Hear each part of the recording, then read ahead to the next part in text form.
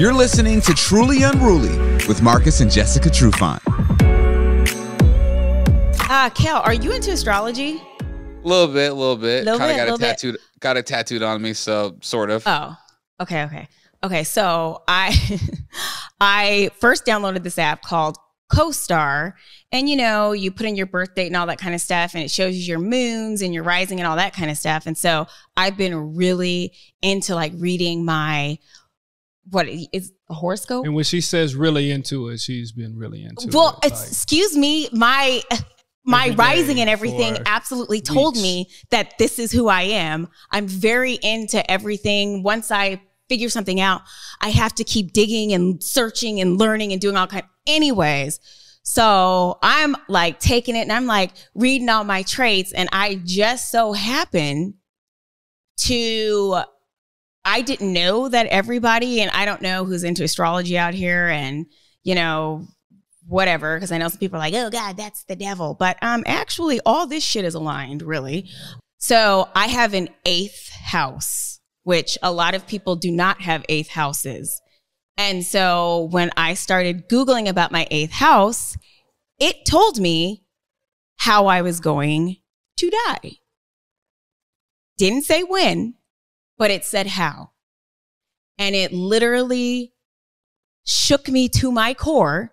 Right? Because everything that I have read is fucking spot on about who I am. Like even stuff that Marcus doesn't even, I don't even really talk to Marcus about. It was telling me. It was fucking trippy. Anyways, it's like, are you in my search engine? But how would you even know then? Okay. And those who aren't into astronomy, it is based off of the exact minute, day, the position of the sun, all the planets around it. So I was shook, and it took me a couple of days, and then I was like, okay, this is clearly this is what it's going to be. And, everything is not gospel, but I believe that shit. I'm very happy that it took you 40 years to figure out that we're all connected. I know like that. No, I'm just saying, like, everyone has their awakening, so I like that you're having your aha moment, and that's good. But I really want to know, how are you going to die? You can't say that and not tell us. Well, it's not in Kel. Everything is connected, okay? Land, sea, animals, humans, whatever. Yeah. But when you involve the universe and the placement of the planets and all that kind of stuff, and the way it was able to read me, I'm like, oh shit, there has to be some validity to this, or they're just, I don't know, really good at guessing who people are. I have no idea. We all come from the universe. All we are is just specks of space dust that all come from the same oneness at the end of the day. We all come from Mother Earth, which is a breeding planet, which everything dies, recycles back into the earth, and regrows again. So yes. I get it. But I just want to know, how are you going to die? Do I share how I'm going to die? You love to share, and I believe you've already shared it. Well, no, people, what it said is I'm going to die suddenly, unexpected, but peaceful. Wow. If you read that about yourself, you would die. And so, and then it kind of gave hints as to what to kind of avoid and all this kind of stuff. And they said that people with 8th houses, or my 8th house is Uranus, and that is like, I guess, the planet that like shook up the whole original astrology structure of planets or something like that. I can't remember. And so usually people with the 8th house with Uranus, they die in strange ways. So, I don't know. It's one of them was like, you could be struck by lightning. They're telling me to watch my driving because I am a fucking crazy woman on the road, like all kinds of things. And whether you're into it or not, believe it or not, think I'm out of my mind or not, there is something about reading that kind of information that really kind of opens you up, right? And it kind of, it released a little bit of fear. It did. I'm like, it is what it is.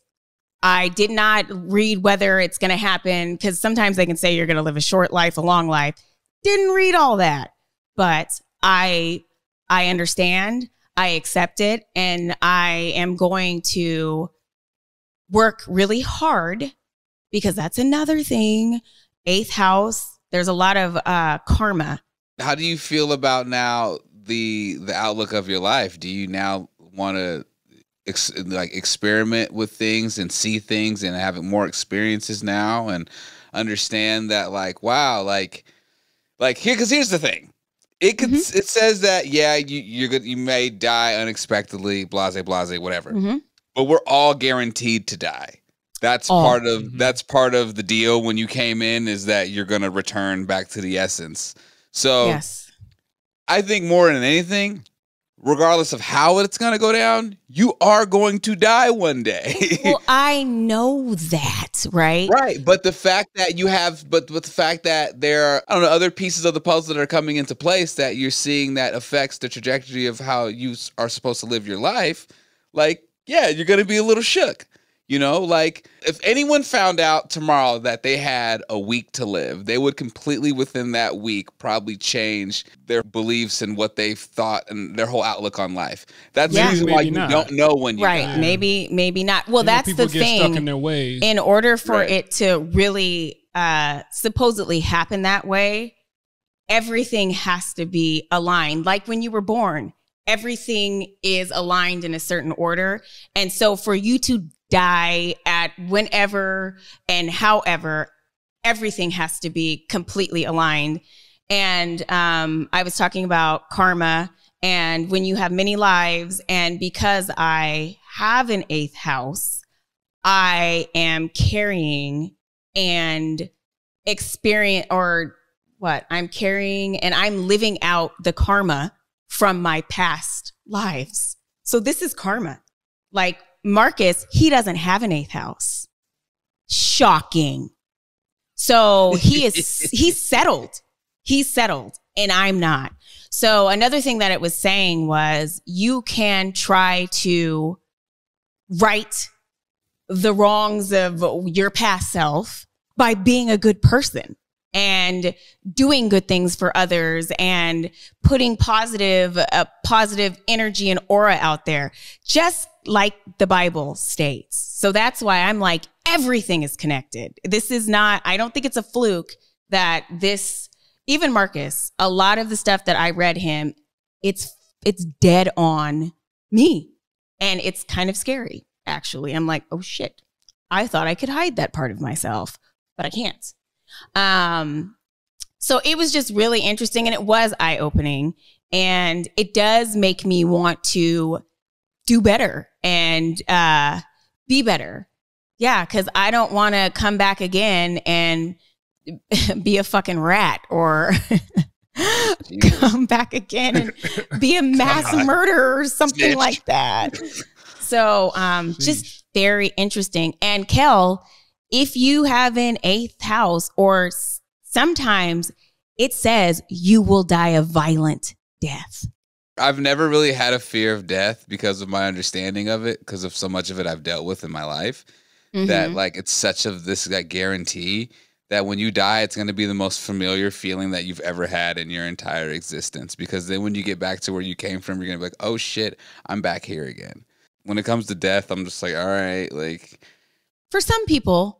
Yes and no. For some people. I would say for the average person, death is a pretty scary thing, just especially for Americans, right? And how we approach. We don't die. How we don't talk about it. Just humans in general, though, true, yeah. I think just Americans, humans in though. general. A lot of other cultures deal with death differently. So But it made me just think about everything. Like when somebody just drops dead for no reason. Like just walking down. I know my grandmother's mom dropped dead in the middle of the street. Heart attack. Well, I think humans too have this. We've talked about this before. Is just this attachment to your body, because that's all you know. And you're not understanding that your body's just a vessel for you to move about in this space. Because in this realm, you've never seen yourself from the outside looking in, only the inside looking out. So you don't know what it's like to actually physically step outside of your actual physical body and turn and look at yourself. So we come so attached to our bodies, just not knowing that your body is essentially a car. To exist in this vibration and to exist in this frequency that we're at. Like, if we were to turn all the lights off, guys, and make it completely pitch black, would any of this actually really exist? The only reason why you're able to see it and it does exist is because it's a reflection of light. It's the reflection of light that's bouncing off of your fucking inside of your eyes that make you see what it is that you see. Who says this is all even real? That this might just be one big ancient simulation, you know? And that's why you look at things like the metaverse scares people. That's why AI scares people, because they're like, wow, they can take your physical consciousness, which is your soul, your chi, whatever you want to call it, your energy that powers this body, and you can download that into a hard drive.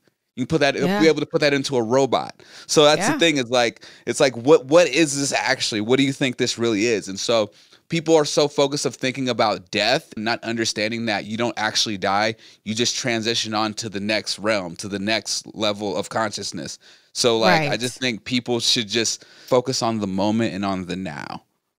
That's my belief. Stated. That's my outlook on that. Everything should be questioned. Everything should be questioned. It's fucking weird to not question shit that you it's weird to not question things and wholly believe something, just one thing.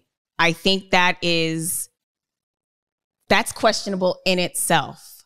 And I do not believe this is 100% again Bible, but just based off of what I have read about myself, which is literally true to me, has been like, oh shit, this is a little bit different.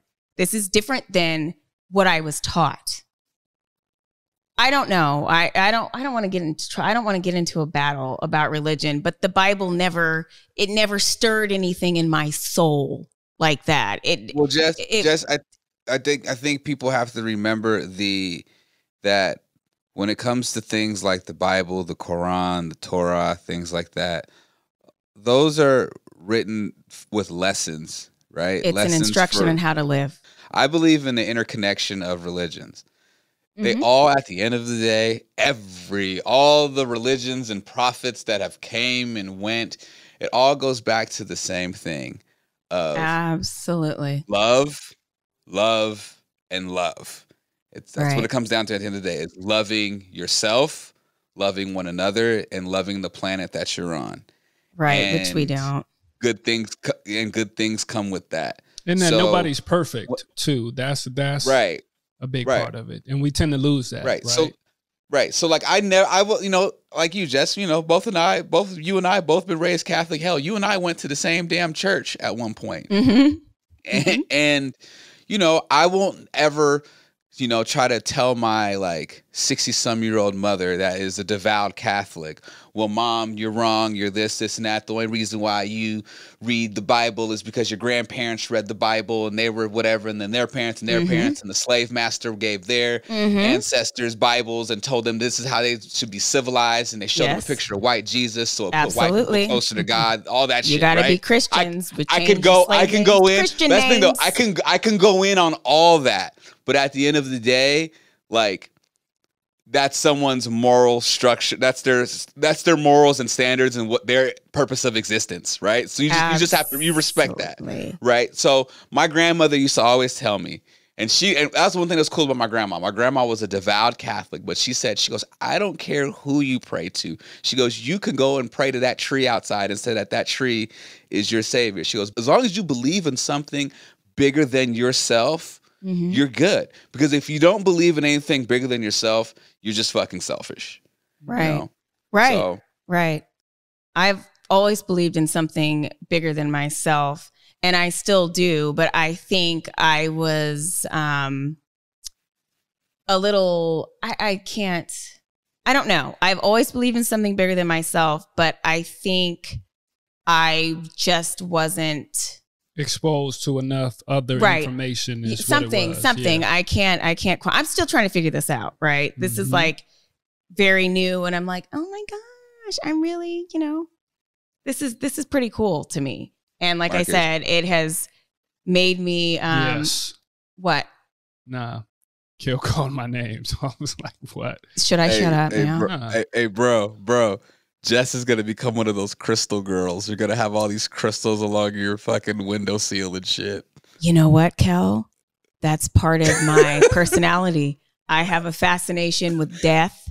Like all of these things. I was reading it to Marcus, and that's who I am. I know where she's at, and Kel. they said, you're a psychologist. Yeah. That's what I was going to go to school for. And not that it's very a bad intuitive thing, but she gets into these things and she throws her whole being into this, and it's a good thing, right? Because I'm learning on the fly too. I'm pretty much the opposite, right? I'm more just kind of, what is it? Not so much just go with the flow. He don't have an 8th house, so that just means he has lived his best life the entire time he's been here. Actively searching for answers. I'm more of a 1 + 1 is 2, and that's it. I don't need nothing else, right? But Jess is more like, okay, the 1 + 1. There's got to be some different little nuances in between there, right? If different things happen, it could be 3.5 or whatever, right? Kel, it even said that my rising, my whatever, it said as far as finances and wealth, you are likely, or you probably gained wealth by way of marrying a wealthy man. Damn. What? Called you out. What? A lot of stuff was pretty trippy. It was pretty heavy. It was pretty trippy. Even like seriously. And my thing is, though, I understand, and this is maybe why I haven't given it as much a time as you have. I've kind of been on this thing like, okay, it's a marketing thing. I'm forcing him. And they have to cross all these bridges and check all these boxes. So people that line up on these birthdays and these times, etc., they have to kind of cover the whole map, right? And say all this stuff. So eventually something is going to be about you, but the way these things have been lining up, it is kind of trippy. I can say that myself, that it is kind of like, thank you. There is some things that are spot on to be like, okay, yeah, Jess, I'm like, oh my God. That's you. Oh my God. That is you. It's beyond just like a normal like horoscope reading. I'm like, this is reading my innermost fears and everything. And I'm like, oh shit. I don't know. I think it's great to know that shit. I do. I think it's great to know because you're walking around this world thinking you're the shit. Let you get read about yourself and who you are. And it makes you really take a deep look inside. I'm still looking.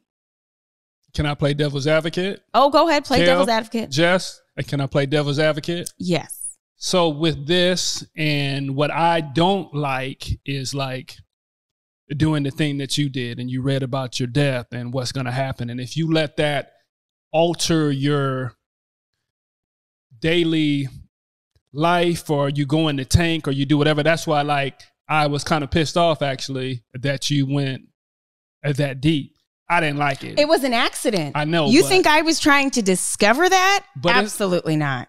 It's hard enough to try to be positive in this life, right? This world is crazy. It's a lot of stuff going on. So to kind of seek out and go into situations that potentially could bring darkness to your daily walk, I'm not sure if I agree with that. And not that I'm running from it, or not that I want to be shielded from things that are to come. But, again, you're at peace. But you have to, I believe you got to find a way to try to get back to the positive. And you're doing that, but it was a couple of days where I was like, ugh. And then I'm like, I know, but I'm not with that. I'm not with the negativity. I feel like, okay, I don't think it's negative. because you're gonna die. Everybody dies. Everybody gonna die. Of course. But so I don't think it's negative. You don't have people up here telling you exactly how you're gonna die and how it's gonna go down. They didn't tell me exactly how I was going to die. Though. So what I'm saying is, you guys, when I die, we just got to be remember careful. This conversation. Exactly. So we just got to be careful. Yeah, it's okay to search and look for the things that are out there. That's okay. I'm all for that. But we just got to be careful on how we approach it. You're right. I'm not dying that way. Like, I'm not going to get said to electrocute. Like, it gave several options, and I'm like, well, I ain't dying that way. But also, like I said, it gives people kind of things to avoid, right? Or just to be aware of. And so you can't go outside now when there's a storm, is what you're saying, because you're aware now. So if the lightning is thanging outside, if it's thanging and it is my thing, I guess that's it. If you gotta go, you gotta go. I guess that's it at this point. I don't even know what to say about that. I don't even have a rebuttal, but I will slow down in my driving because I do drive. How do you guys feel to know that? Okay, because you both are 40, right? Mm-hmm. So how does it feel to know that? And I mean this in the most non-disrespectful way. No, real shit. Like that half our life is over? Yeah. Half, and you maybe got like 30 to 35 like really, really good years left. Cause I always want to have that conversation with like my mom. I remember having that conversation like with my grandparents, like when they've watched like all their friends just like start just dying off, and like what's happening with my mom. A lot of her friends now are like, people are just starting to die and shit, and people are dying younger and things like that. And I just wonder, I'm like, yo, like, and like, my stepdad died, and it's like, do people like, when you get to that age, do you start thinking about that shit of like, fuck, like I'm on a countdown. Yeah, you do. And it makes you, reconsider what you value and what you want out of life, the rest of your life. And yeah, it does. And I used to have a terrible fear of death, which it told me that. Used to have a terrible fear of death until I took a class in college. Go Cougs. Go Cougs. About death and dying. And I actually had to, I think I had like 8 people online because it was during COVID at this time. And I had to talk to people about death and dying and different rituals from different cultures and all that kind of stuff. And it really changed the way I thought about death, because like Marcus said, Americans, we think we can cheat death. There's so many advancements in technology. They can put you on life support. They can give you chemo. They can do all of these things, but we are mortal. And final destination is coming. We are mortal, and it's going to come. Everybody's body breaks down. You think, oh God, if I eat healthy, okay, you get 10 more years than somebody else. Oh, whoop-de-fucking do, right? But everybody's body breaks down. I just want my dick to keep working. That is fair. Well, I don't know about that, but I know the natural state of your body, it's like a machine. And parts, including your dick, wear right? and tear, they break down until your heart stops, right? So it really changed. It really made me accept that, okay, I'm going to die. My husband's going to die. My kids are going to die. I might not, though. I kind of got that, man. I think you might not die. I think you've been here this whole time. And he's been here in special thing. He's been Marcus Trufant since a glass half full guy, like to the fullest. So my thing is though, with you can get all the Botox that you want. I don't do Botox. You gonna age, but thinking about being over 40, it just lets you know that a lot of stuff is out of your control, right? At least for me. That's real shit. So you kind of gotta just not stress yourself out and just kind of be in the moment, live, enjoy, and try to be positive, try to be a good person, and just try to do the best you can. And that's what it comes down to. And that's good enough. A lot of people put these pressures on themselves. Okay, I'm not this. I want to be this. I want to get to this point. I want to get to this level. But but does it matters. But if you look at the big picture, does it really matter? Just do the best you can. Be the best you. Be consistent and really work at it. But don't beat yourself up, right? Right. You just want to be a good human being. I know there's all these rules. You can't cuss. You shouldn't have sex before you're married. That's a big source for me. Shouldn't have sex before you're married. Don't do this. Don't do that. All these like fucking nuances, all these small things that really don't fucking matter in the grand scheme of things. Are you a good person? Do you take care of those around you? Do you help people? Do you love people? Everybody has a little bit of, bias and to all the judgment and all that kind of stuff. But are you a good human being? That is all that I want for my kids. Fuck all the other things. Oh God, oh God, you're gonna go to hell because you cuss. Fuck you. No, I'm not. So, Jesus Christ, Jessica. Well, I'm just saying, you had sex before you're married. God is displeased. Fuck you. Jess, no, he isn't. Look, I always tell people, because like, I know, right? People get like so deep into it. And I tell people, I'm like, man, and maybe because I'm just super zen and, peace, love, and flowers. I'm a good person. And I can say up to this point in my life, these 36 years that I've had a lot of fucking fun.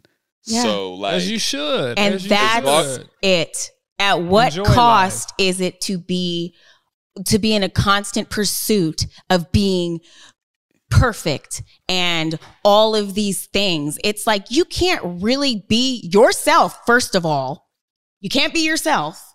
And second of all, you think you're happy, but you truly cannot be free when you're living under all of these constraints. And I didn't say do whatever the fuck you want, because we shouldn't be doing whatever the fuck we want. That can get you in trouble, and that can bad things that can get you in trouble. So, but everyone have unprotected sex. We definitely need unprotected sex. We need boundaries. We need boundaries, but everybody has such immense pressure, and it really harbors, it manifests guilt. Sex and drugs. Sorry. Kel, yes. Do sex, do drugs. Have sex and do drugs. Do sex and do the drugs. Do sex, do the drugs. I don't know why that's the so book funny. Of Jessica, verse 1. Do sex, do the drugs, because really it doesn't matter. Like, those are totally small cutting that part things. Out. No, please don't. I like do sex and do drugs. It doesn't matter. It just doesn't matter. Do the sex and do the drugs. Do them all. Do all of the. Do them all. Well, not all of the drugs, but things in moderation, and I think that's what these things are trying to tell us. You're talking about your 8th house. You're talking about the Bible. The people lived in the Bible. People did things, but we don't want to go over the edge to where we can't control it, because a lot of people can't control themselves, right? And that's when people get into trouble. You want to live, you want to enjoy, but you don't want to overindulge. It's my personal view, and that's not for everybody, but that's true. Right. That's just me, right? And I'm not even referring to like overindulging. I'm talking about in anything. To not being able to be your true self. You want to be happy. Right? Yeah. And all of that kind of stuff, because you feel that if you are not this certain person or living this totally righteous life, which nobody is. So if you live a fully righteous life, please come message me, because I'd like to meet you. What? No, that's and that's fair. It's hard to have to continually have that in the back of your head. It is. Growing up, it was hard continually having you're going to hell, you're going to hell, you're going to hell in the back of your head.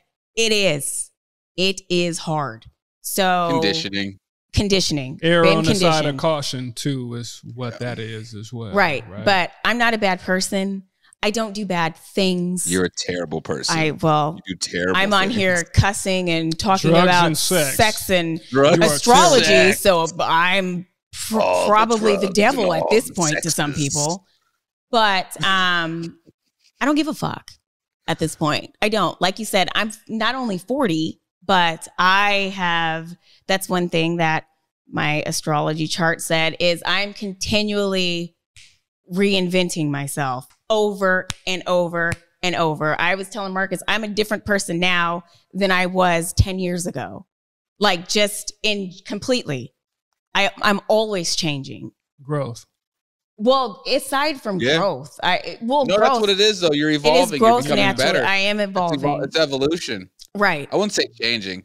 I feel like changing is like almost deliberate. Like you're like, I need to like, no, it's a natural evolution. I agree with that. It's information. It's information. Yeah, the more information I gain, the more I change. And so, things that have happened to me, your foundation, I don't believe is changing, but you're gaining. I know. Yeah. But that's what I'm saying though. I want to make sure people understand. Yeah, no, not my foundation. That you get this new information and it doesn't change you, but you have open up your eyes and mind to different things in a good way. Right. It just changes how I view things. Perspective. I don't know. And how that's the right term, move. And it's like it's a death, but it's not like an actual death. It's like the death of that person when she was 25. That's not you anymore. It is a death. That now you're this person. Then that person. Now you're shedding. Here. All of this. I'm shedding layers. Shedding your skin. That's what they say. And not to take it back to the sports. I know you take it all the time in sports. But when they say that you transition from sports, that it's like a death, and you have to shed all of that and kind of move on to another space, right? Right. And so I think I get it. And it is also the last thing. It has helped me realize, and this is getting really personal, that I have to shed some of the things from my past that I have been holding on to all of these years. I have to. I can't be who I am truly meant to be until I let those things go. Don't know how to do that. But you work at it. But I don't know. Really, you're like, okay, you're going to let go Try by error. Honestly, Jess, your brain is everyone's biggest hurdle, because the thing is that things that happened in the past, they don't even exist anymore. You're right. You see what I'm saying? So what it is you got to take that bag of, so that's why exactly. It's tough, you got to take that bag of bricks and you got to sit that bag of bricks down, because the only reason it exists is because you think about it. That's why it comes back to life. Let that shit die. You know what I'm saying? Like, let it die. It's in the past. The past don't exist no more. You live in the present moment right now. Your past don't exist no more, and your future's not even here yet. You live in the now. Right. So like that's how I like had to shake a lot of shit in my life of regrets and stupid things that I've done. It's like, yo, why am I carrying this? Right. That was like, I'm in a totally different place in life. Why does this need to come along with me? It's the same way of cutting out toxic people. I've cut out so many people that were in my life from the very beginning that I just don't fuck with no more, because they are toxic. I've realized I've grown so much and they haven't grown, that it's like I can't have those toxic traits, those toxic personalities in my mix of my realm of positivity. I understand that, but my situation is not really one of my deepest traumas. It's not unique, because I'm sure many people have experienced stuff, but you know, I almost died when I was 21, and I had a child die. And so that, I never dealt with it. I never fully processed it, anything. And that is always there. And it's easy to say, let it go, but you can't really. So I think that's one of the biggest things that I have to work through, And so, not easy, untreated trauma. And we talk about trauma. This all the time. That, it is, No, definitely. that's real. Trauma that's untreated real. Is right. And I said that was the death of one of me after that happened. There was a transition for me. And so I have to figure out how to let something like that, I have to let that go. And so I'm like, how do you do that? How do you do that? But I'm going to figure it out because I know I have to, because I think it has been weighing on me along with other shit for 20 years. So I think it's time. Professionals and those that you trust. For those that are listening, right? I know a lot of people deal with a lot of stuff. So I believe those that really love you, to talk to professionals, especially in the Black community. It's okay to talk to a professional. There's nothing wrong with that. Kale, I know you talked about that on a regular basis, but we need to advocate for our mental health. It has to be dealt with eventually, right? Because it's going to come to a head one way or another, and you're going to have to deal with it. So you and I haven't, and should do it on your own terms, though, right? And per my horoscope, per astrology, which is absolutely right. I don't like to address it. Even I've talked to therapists, but there's something that stops me. I don't want to be vulnerable, and I don't want to because to bring that up is to just pretty much fall apart and be come exposed. Back together. Right. Yeah. And so that's it. I'm going to have to do it. Freedom though. That's freedom though. Like you exactly. It comes out, and it's like when you go through an ayahuasca ceremony or something where you pretty much are dying, you are reborn, and you go through all these traumatic things again, and you pretty much are broken down to the core, and you're rebuilt again. I had to do that to myself. I've broken myself down plenty of times, all the way to the root core of every dark skeleton in my closet, and it's very uncomfortable. But then after it's out, and you're like, oh shit. But like you just have to go through that. You have to go through that rebirth. You haven't had a chance to spiritually die and be reborn. It's one hell of an experience. But everyone has to go through that, because that's how you evolve, and that's how you are able to move on to the higher frequency, the next frequency. I have some homework for you guys, though, because we're going hella long, and we could talk about this for hours. You guys should go on Netflix and watch Surviving Death. It is about people that have had near-death experiences, and it's really, really uplifting, and it will give you a totally different outlook and insight on death. And it's really, really good. Yes. And just please don't take, this is pretty personal for me, this entire episode. Do not take that and get on Instagram and talk shit, because I will come for you. No, Jess, you don't even got to say all that. Well, you don't even got to do all that.